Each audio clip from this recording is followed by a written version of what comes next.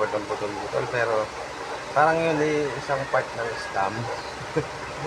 Napaparami nila yung kakunti, ano. Pero dito, doon ko din siya pinili. Yung tutusin, mahal to guys. Halagang 20 pesos. Nasa, hindi ko lang kung ilang piraso ito eh. So, wala, napaibig tayo eh. Maiba naman eh, baka sabihin naman, puro na naman tinapa si Elmutang. Nakasawa na. Hindi ka pa nakasubscribe, mag-unsubscribe ka pa.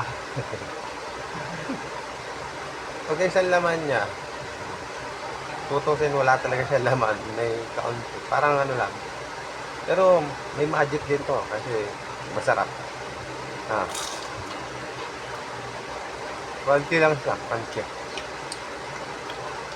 Ang masama nun, hindi nila binigyan ng ketchup. Ang may